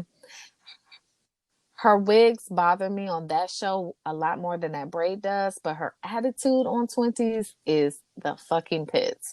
And because of that, that's how it was in the beginning for me of Gabrielle Union's characters. Like, she always play a bitch. So it's like I couldn't let go of the past fucking roles that she would play, and in the next movie, I would just be like, "Oh, this bitch!" Like, it was like she could have been like the sweetest person in the world in a movie, and then I'm just like, I don't fucking like her because her fucking attitude sucks. Like, what was the joint where she was like a health inspector? And it was like LL Cool J and shit. Yes, she was Deliver such a us from fucking Eva. bitch, bruh. And I'm just like, yo, like this bitch got problems. And then the fucking captain of the club was like, look, you got adjust your attitude. I mean, that's Bay now, but like I could not get over them fucking attitudes, and I carried that shit on every movie. I'm like, oh, here come this bitch. But that's a movie. I see Braid on Wednesday and then turn around and see her on Sunday. So it's like, yeah, it's just like, it's too much. So next episode, Issa and Braid are doing fine, walking down the street. Oh, this is where we're going to have the stage. This is where the food's going to go. Vendors. Everything's fine. So then Issa's like, what you doing this weekend? She's like, oh, I'm going on a little sexy romantic retreat. And Issa's like, sexy. Oh, okay. Like, you know what? Let's just address this shit. Because look. Right. So she was like, I don't want this to be awkward every time you bring him up. Like, I really am good. And the girl's like, okay, because I don't want it to be rude. And Issa's like, because girl, I'm not about to let no nigga that puts mayonnaise on his fries ruin my life. They laugh and they walk away. They was good. The end. So fast forward further on in the episode, Braid is out with Lawrence and he asks for mayonnaise. When he asks for mayonnaise, Braid laughs. Why she decided to share this information with him, I don't know why, because men are insecure. I personally think men are more insecure than women, but that's another topic for another day. Yes. So Lawrence is like, what's so funny? And she's like, oh, you know, me and Issa were joking about you eating mayonnaise the other day. You already know that Lawrence is like, bitch, what? Like, why the fuck y'all talking about me and shit? Like, what you talking about? So she was like, yeah, you know, we talked about it, we laughed, whatever. He's like, so y'all be talking about me? She's like, relax, nobody's talking up and about you. It's just, that just came up, we joked about it. And so he tells her he's fine, but then in the very next scene, he's with his boys and he's like, hell no, I'm not fine. You shouldn't be. Like all these niggas. So my nigga Chad is there, and Chad, I love him because he's such a nigga. And he's like, well, I told you not to be fucking with nobody at the damn baby shower. You know, it's too close to home. You keep shitting where you eat. You should have fucked one of the vendors and kept it moving or something like that. The whole thing was just fun as fuck. What was the line he said? Shit, he said something. I can't even think about it, but it was really funny. Well, Lawrence really was bothered that these two women had a conversation because he pulled up to Issa's apartment to be like, get my name out your mouth, bitch. He ain't say that, but he definitely was like, can y'all just talk about something else besides me? Because I want this motherfucker to get to know me, like, with no biases. Right. For me. Which I could understand that, but my whole thing was you hit her up first because you didn't know where she lived anymore because she doesn't live at the old apartment. So you hit her up, drove your ass all the way to her house just to tell her that. And deleted. Well, no, they said don't do. Oh yeah, because you don't know how it's gonna come out. That's right, and it didn't. You don't know how you gonna come off. So they was like, just do it face to face. That's right. But they could have had a conversation. That's true, because all you see is a phone call. That is true. Yeah. I don't know. The phone. I feel like over the phone, you know, no, she wouldn't have been able to see his face, but she could have heard his tone. I get it. Like it was nothing like that. Like it's cool. My bad. You good. Extra. I just felt like that was hella extra. And then Issa's about to go out with her. So then Issa, oh dumbass, calls Lawrence and she's like, yeah, I'm about to go hang out with Condoleezza Rice. So like, should I mention that we spoke? No, I don't. And then Lawrence is like, no. So this is how shit is about to get messy right here, right there. Some kind of way, Bray is gonna find out that they talked and nothing was said on either party, and that's gonna bring out her fucking insecurities to be like, why these niggas still messing around? Like, what's going on? Because apparently they're communicating and I don't know about it and blah blah blah blah. All right now. And that's where Issa done fucked up, because it's one thing if he don't want to tell her, but a friend with her, why not bring it up? Be like, you know, I said I wasn't gonna get in y'all relationship, and this is not to be messy. This is just because, you know, I'm cool with you, and I just don't want to be sneaky. But like, you know, Lawrence hit me up.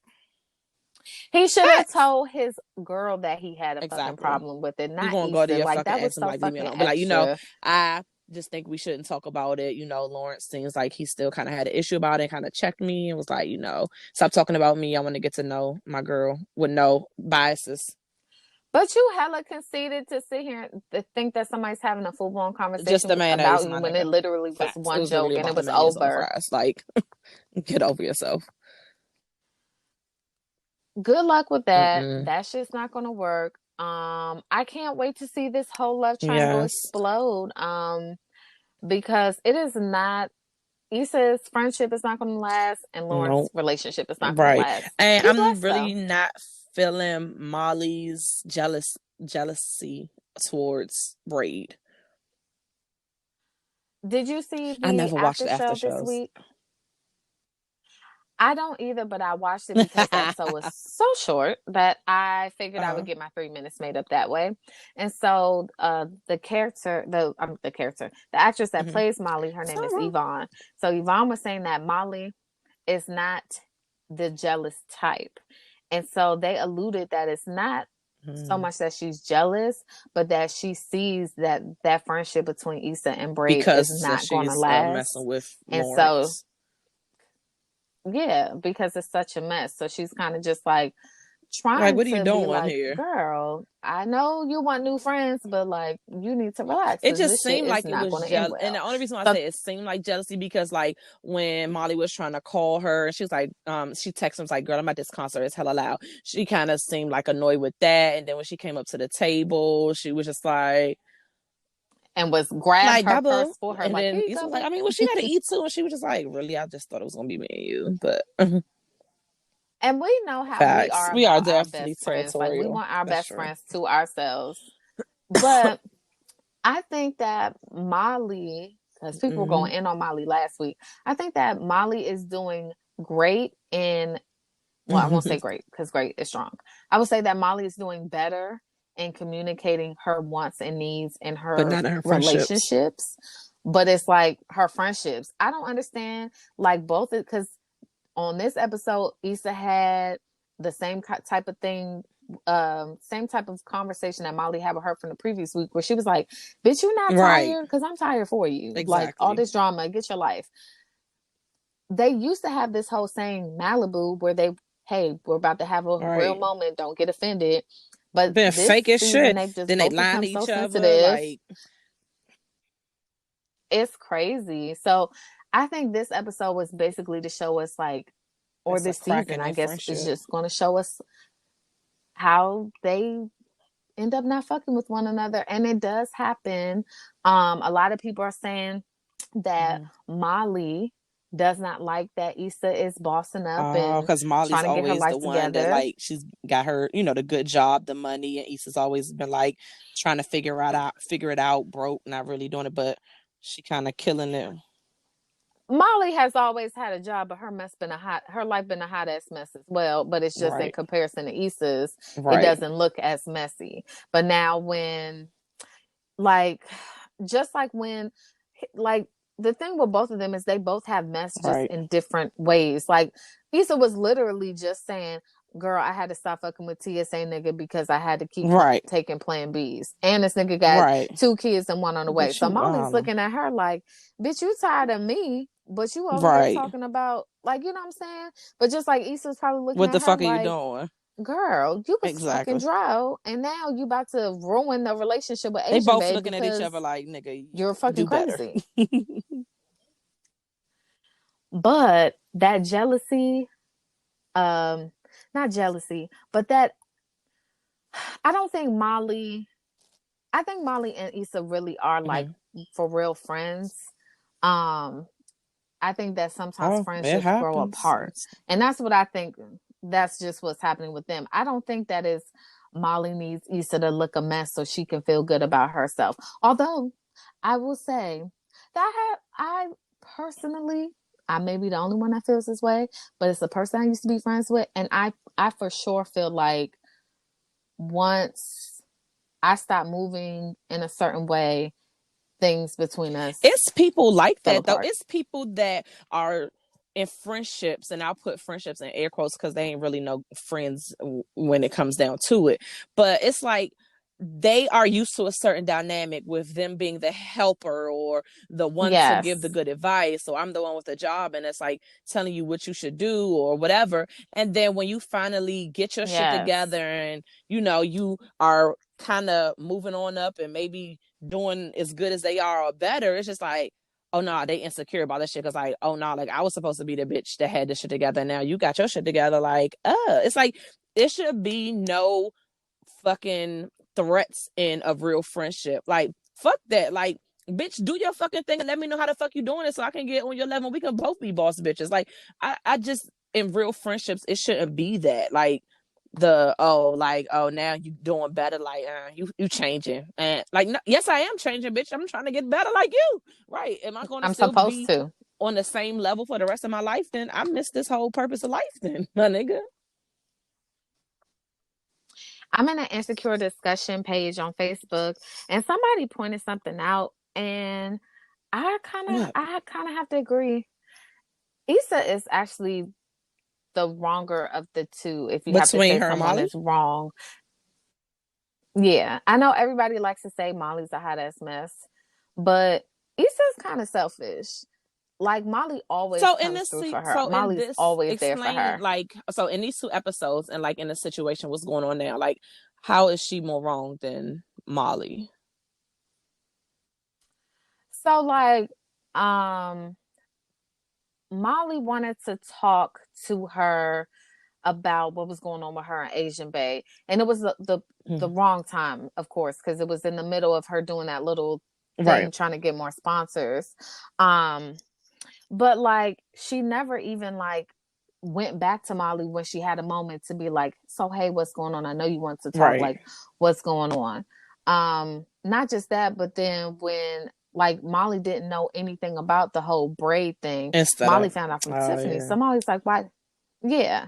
Molly's like, well, why didn't you tell me? She's like, oh, I called you, but you didn't answer the phone. But then in the next episode, when Molly was about to tell her how she fucked Asian Bay, Kelly was like, oh, I already know this story. I'm about to go in the kitchen. And so Issa kind of looked at her like, well, how does Kelly know before me? And I'm supposed to be your best friend. Like, because I try to. So it's like, exactly. So it's like, you can't be upset that she shared her news with Kelly when you didn't answer your phone. You ain't been around like that. Right. So I'm not saying necessarily this season anybody is more wrong because it's only been 2 episodes, but when I think of the show in its totality, like whenever Issa really needs Molly, even if Molly has been mad at her, she's been there for her. Like the first season when they were out in Malibu, they were beefing, but when Lawrence called her, Molly is the one that took the keys and drove her all the way back home, and then came back to her house to sit with her when she cried after she found out that nigga left her for good. That's true. I'm just saying. She's always there for her. She offered to let her live with her. Issa was like, no, I don't want to live there because I don't want to mess up our friendship. She offered. It is. I'm just saying she's the one that's always there for Issa. Everybody on the show, honestly, is always there for Issa. And I just want Issa to be more there for her friends. But in the past, she hasn't. Yes.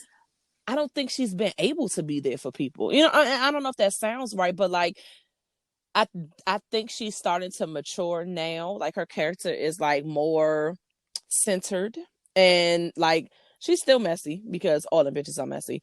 But I just think like she was, I don't know, mentally not being it, and I'm obviously financially she couldn't help nobody.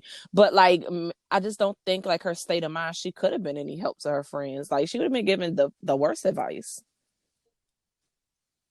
But now that she's trying to get herself together, it's like she has no more time for the people that have been holding her down forever. Yeah. Molly is a mess, for sure. And I can definitely relate to talking to one of your friends who just go through the same shit over and over, and you getting to the point where you just be like, bitch, well, I don't know. Because I done gave you all the advice. You don't want to take it. I don't know. Molly, it really is trying to take steps to do better in her relationship. It's just a communication thing between the two of them. Like both of them are lacking. And I feel like Issa's not really giving Molly a chance to show her growth. And Molly, because of that, but I Molly think is it's a shutting down bad completely. time as well, because it's like, all right, well, you don't have no time for me, but she's like literally like weeks out from this damn block party that this bitch has been fucking, you know, planning forever. So she's just like busy with that. It's not like, oh, I'm busy with this new nigga and like I don't have time for you because like I'm in a relationship with TSA Bay. It's like she literally like is working on this other stuff. So I don't know. I'm gonna give it some time though. Like we said, it's only 2 episodes, but I'm gonna see what the fuck is going on. I hope we get a longer like can we get the episode full next 30? week. Please and thank you. What else? I know you're not a super sports person. Did you watch the Michael Jordan documentary? I didn't, but I recorded it. It's coming back on. So I'm gonna watch it when it So for listeners, comes back yeah, on. it is. I heard it was good. Listeners who don't know what the hell we're talking about, it is a 10 episode I guess docu-series is what the word that they're using for it. It's on ESPN, which I'm mad about because it was in like they were partnering with Netflix. So I thought it was gonna be on Netflix, but it's on ESPN.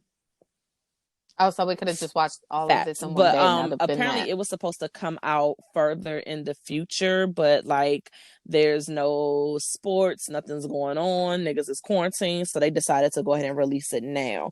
But it's called The Last Dance, and like I said, it's on ESPN. I'm sure the first 2 episodes, because the first 2 ones came out on Sunday.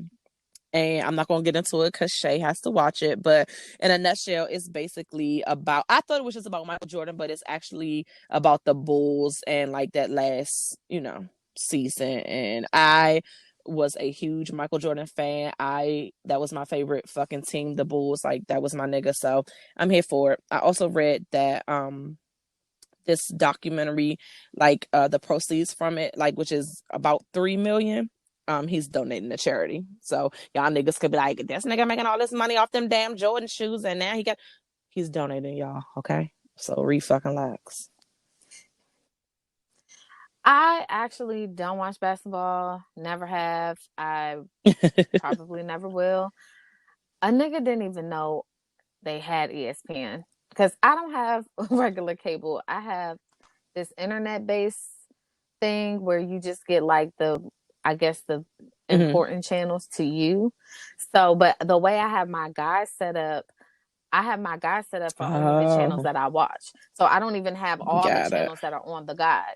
So I just happened to be scrolling on this other page, not the guide page, and it was like something ESPN. So I was like, do I have ESPN? And at this point it was Monday, so it had already went off. And I had seen niggas talking about it. So I just happened to I was like, let me look at my full guide with all the channels. Sure enough, a bitch got ESPN. Who knew? So I was like, all right. So then I had to go on the internet to find the name because I was so disconnected from that shit. Because A, it was like, I don't give a fuck about basketball. B, I don't fucking have ESPN. So like, fuck that shit. She could just tell us every 2 weeks what the fuck is going on. But then when I saw that I had ESPN, I said, okay, look, I'm gonna be in the know next time. next time. I'll be caught up next time. But yeah, it's good though. I think you should watch it. Even for those who not necessarily was, which I don't know if you were into sports, how you couldn't be a Michael Jordan fan. But if you were not a Michael Jordan fan, which I was, it's good. Like it just talks about so much. Like it talks about, it's not just about him, because so many people could be like, well, he's done books, he's done X, Y, and Z. Like, what the fuck?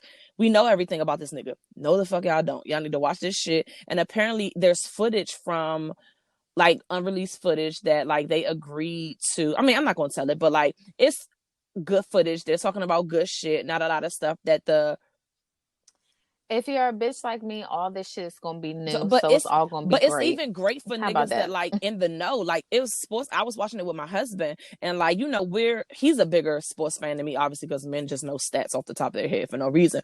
But like it was shit that neither one of us really knew like that, and we were just like, wow, like that's crazy as shit. And like just for me, it was just, it's lit because that was my team, and knowing so much shit that was going on behind the scenes. It was no social media back then, so we wasn't knowing who was angry or what was going on behind the scenes back then. So it's just like to see all the shit that was going on back then. Wow, this shit. Mike is the GOAT. But anyway, y'all go catch up.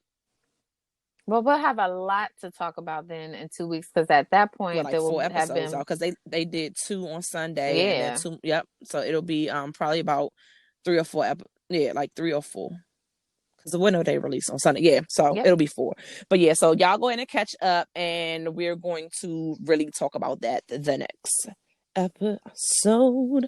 What else? Oh, I don't care to talk about Love and Hip Hop, the show. However, I did want to talk about, somebody put something out there that Kirk adopted Rashida when she was 15, then married her when she was 17. So then they came out with a video where they basically was like, y'all fucking believe anything y'all want to believe. But then Black Twitter be on their investigation channel, type shit. So somebody fucking found a video where some girl was, I guess Kirk was filming. Rashida was sitting across from some loud ass girl who was like, I remember back in the day when you used to come around high school to pick up Rashida and da da da da da. And they were saying something. It was real loud and bangy. But one thing for sure, his ass was riding by high school. Those words I could hear clearly. To see Rashida. I didn't even see that. They say that they are 13 years apart. So either she's lying about her age, or the nigga really was being a creep and coming by her high school when because at that point he would have been 30 if she was 17. Lord, because even if she was 18, he would have been 31, which is still on some kale shit. So I don't know. Personally, people are saying that Rashida is actually, she probably is older because she look hella young. So maybe she's not about her age, and like, in the rap game, she's still trying to make. I mean, she hasn't rapped in God knows how when, but maybe she's just trying to keep up this facade that she's younger than what she is. Either way, sis, it's time to speak up, because your man out here looking crazy. Even though, and I'm not making excuses for it, so please don't shoot me. I know plenty of girls when I was in high school that was fucking with niggas that sold drugs, and them niggas was slam older than in their 20s.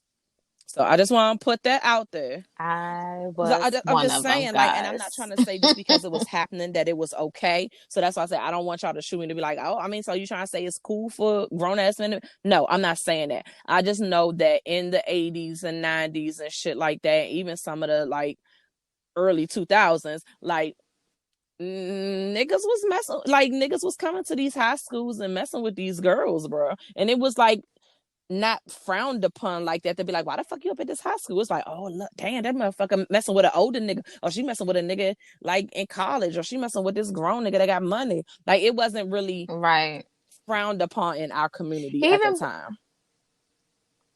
But even something Kirk said in the video makes me believe that it's really just her lying. And when I lying about her age, and when I thought about it, like, she's real cool with Candy. And I mean, all them Atlanta girls be real cool with each other. Like, they're cool with Toya, who is Toya might be like 35. She's the younger of them. I know she's the younger of them. But now that I'm thinking about it, I'm like, Rashida is really out here trying to say she's 37, 38, when it's probably more plausible that she's more like Candy's age, which would be like early 40s. And there's nothing wrong with that. And that would still make Kirk at least 24, which is a little bit coming up to her school. It's still he was still a grown ass man, but 30, I'm gonna need her to just be like, all right, niggas, like, or maybe she just like feel like I don't have to explain shit, like I know what it is. They already explained it. That's the damn problem. Y'all came on. Y'all could have just not said anything and let the fucking thing, because nobody would have cared. But the fact that you gotta say something now, receipts, and now somebody done came up with the receipts, and it's been quiet ever since. So it's like, all you had to do is be quiet from the beginning. But that's it. So y'all, I finally caught up on fucking 90 Day Fiance. So I have been confused, and I know y'all have been hearing Shay say forever that this show, I have to watch it because it's a fucking mess. and I love mess. So what slowed me up is so many fucking 90 Day Fiancés. It's regular 90 Day Fiancé. It's 90 Day before the 90 days, after the 90 days. Hey nigga, guess what? We going on vacation. Vacation with the 90 days. Hey, it's a quarantine 90 days. Like, it's so many fucking 90 Day Fiancés. So I just didn't know where to fucking start, because some of them have 3 seasons, some of them have 6 seasons. I just didn't know, nigga. So I'm just like I don't know where to start. So I happened to see a clip on Facebook, I think it was. Yeah, it was Facebook. And it was a clip from one of the, at the time, the most recent episode. And I was like, yo, I need to fucking figure out whatever the fuck season this is. I'm watching this. Like, I need to fucking watch it. And so I was looking around, asking. They was like, yo, this is a good place to start, because it's before the 90 days. So even though that season has already aired, like 90 Day Fiance, like what has happened, like this is saying what happened before that. Like they meeting the people, or like whatever's going on. So like it's a good place to start. And my nigga, I'm caught up. And it is indeed a fucking mess. I am indeed about to go back, because you told me that the episode before, like the one previous to this, is better than this episode, this season. And I think this season is fucking bananas. But now I need to like just map this shit out, so like I can watch the 90 day, the before 90 day, and then watch the actual 90 day that coincides with that season. Look, I'm invested, because this shit is a fucking mess, and I love it. I fucking love it. I am here for this shit. These people, y'all that don't watch it, I'm telling y'all, I think, is it season 4? I want to say that before 90 Day, it might be season 4. I don't know. If you want to know, hit us up on our goddamn Instagram, and I'll look it up for you, and I'll tell you what the season is that I'm looking at, the current one for before 90 Day. But it is so messy, and I swear I don't want to tell too much, because maybe y'all niggas actually do want to watch it. So maybe I'll give you some time. But the great thing is, even if you spoil something now, y'all can just pick a random season and just, you don't have to watch the season she's referring to, because I promise that's you, what I'm saying. And you're I think that I was confused in the beginning, be like, oh, I gotta start from a season 1. No, you don't have to watch this shit like season 1 and 2 and 3, because it's a whole set. It's like Married at First Sight. Like, it's different sets of couples each season, so you can just pick a season and rock with that. And my nigga, woo, I got my life in. So you're watching before the 90 days. And then I want to go into the 90 days of this group. What? You don't suggest that? Womp womp. I still want you to watch. Yeah, that's what I said. I said that earlier. I was like, you said that you want me to watch the season right before this. It was lit, and I want to watch that. Literally just for one couple. It's only one. Like, not the other couples were entertaining, but it's one couple in particular. Like, they were hella entertaining for me. Yeah. I was just like, I definitely am going to check that out, because I am hooked. Once again, my friends coming through with the good TV shows. Do you have some good TV shows? Because I'm still rewatching Real Housewives of Atlanta. Okay. I feel like I've watched everything, or I don't want to watch what everybody's watching. Like, I'm gonna watch The Last Dance when that comes on. You told me to watch something today that had already been saying I was going to watch. I just keep forgetting. So that was kind of like, I do need to watch that. Actually like an episode behind on Little Fires Everywhere on Hulu. That's really good. So I need to catch up on that. I don't know why, but I haven't watched hashtag Black as Fuck on Netflix. Because it's Blackish with curse words. But I like Blackish, so, and I like Grownish, so I plan on watching it. It was released Friday, so I haven't watched that. Yeah. And then what I was telling you about, it's called Atlanta's Missing and Murder, the Lost Children, and it's on HBO. And I don't know if it's like a release an episode every week type thing, but we just looked at it and it was 3 episodes, and I watched the first one. Yeah, I suggest you guys go watch that as well. Yeah, I was gonna watch that. I just kept forgetting. So far, that's what I'm catching up on, and then I'll be just looking out to see what other people talking about when people say, "Oh, this is good," or "This is a good show." I'll be like, "All right, well, let me catch up and shit." Because lately, honestly, the past couple of days, like I said, this week kind of been my daughter's school schedule has been all over the place. So I ain't really been just sitting on the couch watching TV the whole morning like I normally do. Like I don't really start watching TV till later on because I'm helping her with her schoolwork and then checking to make sure I don't have no conference calls or nothing crazy. And then towards the end, I'm like, all right, I can watch shows. And then sometimes I'm just on goddamn house party talking shit and don't watch TV at all. So I've been telling myself that I won't even turn on my TV until a certain time of the day. Like, so that's that. And then trying to spend time with these people in this house, making an effort. Like me and my husband, we sit on a patio a lot. Like that's been our little thing when he gets home. If it's nice, we just sit out there. We don't take our phones out there at all. We just, so the phone will be like, a lot of times y'all will be hitting me up on house party and like I dead ass will either be on a walk. I just figure you was like, I'm not dealing with y'all shit right now. I'm like, oh, she ain't fucking with us. Nah, I just don't be by my phone. That's good though. That's a good thing. Or like, that's good practice. Or like one time I saw that y'all had hit me up, but I was helping Mara with homework. And then your daughter texted me right afterwards. And I was like, I feel like this is a setup. Like she trying to be like, let's see if this bitch really away from her phone. But I responded anyway. I was like, hey, boo, I'm helping Mara with homework. I set you up. But yeah, that's it. That's all. Yeah, that's all I got. I mean, listen.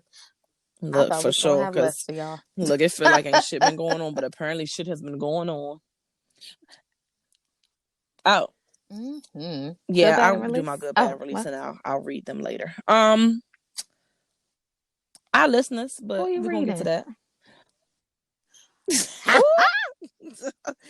So the bad, I'm drinking too much. I'm not gonna say too much. Let me rephrase that because that's like, I think that is a problem. I'm drinking a lot, but it's helping me cope. And I'm sounding like a whole ass alcoholic now that I'm saying it out loud. But look, I'm drinking a lot, and I'm fine with it as long as I get my water intake. But it's like I don't know. I tried not drinking one day, and then my children got the children in. And I was like, you know what? At a minimum, let me go ahead and get this beer real quick because I would rather have a fucking drink than to continue to take out my frustrations on my children, and they're just children that are bored. So I'm like, you know what? Fuck a liver. Let me not send my children to counseling when they are adults, and let me just suppress this shit real quick so we get the fuck out the house. Also, another bad, it's kind of like a duel, and it has nothing to do with the other. Y'all niggas have to relax. I don't understand why the fuck we're in quarantine and we're still having senseless fucking murders. Why the fuck are y'all in the fucking street killing the fuck out of niggas when you're not even supposed to be in the fucking streets? Y'all niggas have to chill. Like, crime should be at an all-time low right now. Like, niggas literally should be in the house either going to re-up on your liquor or the groceries. That's all. Or if you're essential, you should be on the way to your job, which means you shouldn't even be shooting anybody. So my nigga, I'm confused on why people are still getting shot at like alarming rates. Y'all have to fucking chill. I saw a couple missing children posts, and I was like, nigga, why are kids even outside right to be snatched?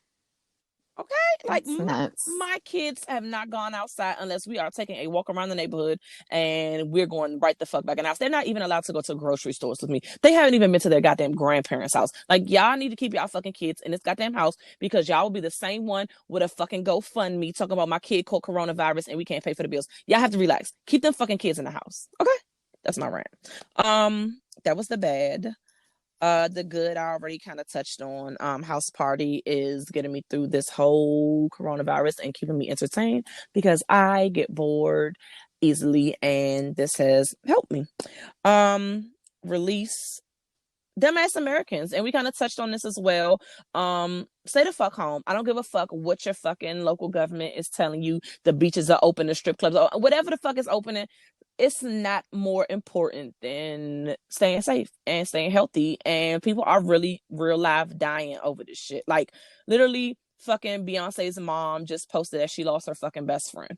Like her best friend was a nurse, and she just died. Like this shit is not looking for just poor people. It's not looking for just rich people.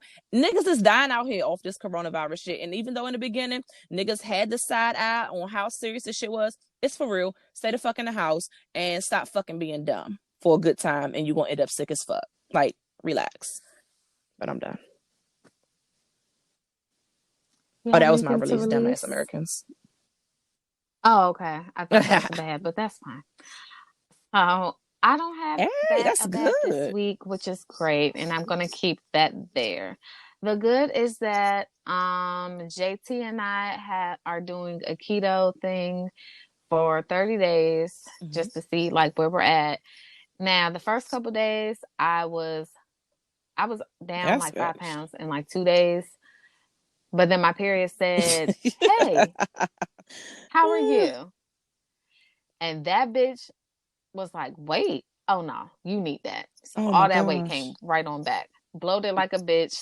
But since it's about to go away, I got on a scale this morning and it's going back down. So I was like, okay, water weight is being released. JT, on the other hand, this nigga lost 5 pounds and men make me sick when it comes to weight loss. Oh my gosh. It's so annoying. It's so annoying, but I'm so glad. Like, people say don't get on the scale every day, but I get on the scale every day because now I'm doing it because people don't believe me when I'm like, yo, my weight fluctuates like crazy. Like, it's crazy. I can literally gain 3 pounds in a day. And people be like, nigga, I didn't even eat that much. I don't know. I don't know. I don't know. So I get on the scale every day now to show JT, like, look. So he's like, that's just water weight. That's just water weight. And I'm like, okay. So after my period leaves, I want all the water weight to leave because what'll happen is of the 5 pounds that I had originally lost, I gained all those back. So far, I've lost 2 3 since my period. Right. So my whole thing is I'm not officially all the way off off my period. So when I'm officially off, are those 3 going to go with my period? Oh no, they're not. I promise you they won't. So I want to release those 3 pounds plus some more because the bitches. Honestly, I don't have a release. The good is we're on this keto thing and we're actually doing really good. This is the only thing I can get him to stick to because he won't do anything else. All I do is look at I got a whole keto board. Go to my Pinterest. And I created a whole separate Instagram account for my keto journey where I post little stuff. And I just follow a bunch of keto people and I steal all their recipes. And it's been lit. Like, it's pretty easy. I made this keto cake and we got some keto approved ice cream and I had that for dessert today. And I'm not even a big dessert person, but all of a sudden I started really craving sugar yesterday, like real bad. It was just like, yo, does Jell-O have carbs in it? Because I need something. Like, it was bad. So I think I'm just going through that period where I guess my body really is eliminating all this stuff. Because anyhow, but I found a way around that shit, bitch. And I can still have tequila if I mix it with those sparkling water things. And it could feel like a little drink, even though the sparkling water it doesn't. So I was made a drink last night to watch the battle and I remember you saying it was like, hey, this drink strong as shit. I was weak. I was like, yo. It was like, stop being a bitch. I said, whoa. Drink the goddamn liquor, nigga. But yeah, that's it. Like, we ketoing over here because I don't want to come out of quarantine bigger than what I was. I realized that I'm not as motivated to do the in-house workouts as I thought I was. I really do try to do them when the thought comes to me and I have the motivation, but it's not like I'm not motivated enough to get up every day and go to my living room and work out. Girl, I do whatever's getting couch. You through this shit. So if I go for my walks, I can do this keto thing. And that's fine. That's it for me. So I want to hear the read for the listeners. You already know. I know what it's about. So let me tell you something. We got our asses up during this goddamn quarantine to put on a fucking face and look presentable to y'all. Dog, put on bras and actually cared about brushing hair and shit. Well, I threw on a hat, but anyway, neither here nor there. Dog, all of the above, just to post a video episode, because we were like, maybe we can do this. Like, now that we got the little platform that we can record it together, like we can give y'all like a little razzle dazzle or something different, so you don't have to just hear our voices. And I only seen 12 measly views. If y'all don't get y'all fucking life and stop playing with me, like, we get more listens facts than that. We got more listens on the daggone episode telling y'all that we not gonna have an episode. We gonna be on a goddamn YouTube. It's like y'all niggas listened to that and was like, oh, all right. And like turned your phone off like, I ain't doing that shit. So let me tell you something. Get your fucking life. Because if y'all, I'm gonna post something on the goddamn page and y'all let us know, are we wasting our fucking time? Because if so, I won't put on a stitch of no face or no goddamn clothes, and y'all will get this audio and I'll be looking homeless. That is fine by both of us. But I'm not going to sit up here and put forth no effort to do this daggone visual episode if y'all don't give no fucks about it. So yes, that is my read. Niggas said that may not have nothing to do, but they surely ain't watching Chatty Patties. They got on a YouTube. whole ass fucking YouTube app. You can go to YouTube on Safari or whatever type of phone you got on the internet.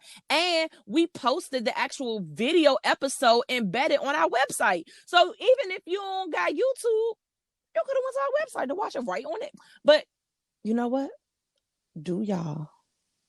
I'm going to post something and I'm going to get a feel on what the fuck you want.